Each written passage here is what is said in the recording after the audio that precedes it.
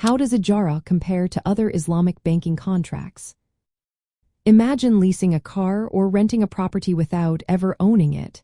That's what Ijara is all about. It's a way to use assets legally and ethically under Islamic rules.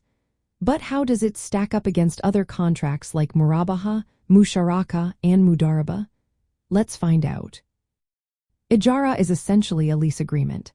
The owner, called the lessor, allows someone else, the lessee, to use an asset like property, equipment, or vehicles for a set period. The lessee pays regular rental payments, and the owner keeps ownership during the lease. The contract must follow Islamic rules, meaning no interest, and the asset can only be used for lawful purposes. Usually, the lease spells out who handles repairs. Often the owner takes care of major repairs, while the lessee manages routine maintenance. Now compare this to Murabaha. Murabaha is a sale contract where the bank buys an asset and then sells it to a customer at a higher price. The customer pays in installments, and ownership transfers immediately. Unlike Ijara, where ownership stays with the lessor during the lease, Murabaha gives the buyer ownership right away.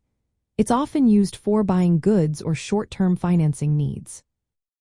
Next is Musharaka, a partnership where two or more parties contribute capital to a joint venture. They share profits and losses based on their investment. Unlike Ijara, which is a fixed rental agreement, Musharaka involves shared ownership and management. The risk is divided among partners, and they participate actively in the business, making it more like a business partnership than a lease. Then there's Mudarabah, a profit-sharing arrangement.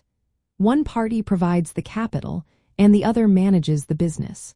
Profits are split based on an agreed ratio, but losses are borne only by the capital provider.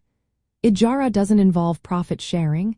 The lessor earns a fixed rental regardless of the lessee's success. It's more predictable and stable for the lessor. Compared to conventional leasing, Ijara is different because it strictly follows Islamic principles.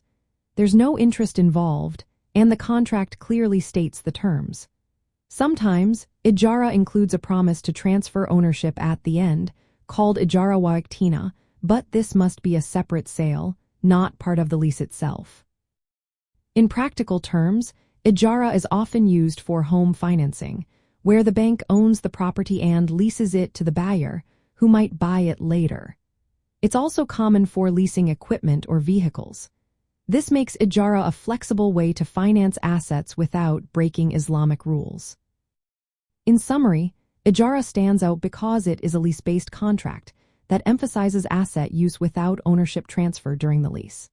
It offers a clear, ethical alternative to interest-based loans and is ideal for those who want to use assets in a Sharia-compliant way.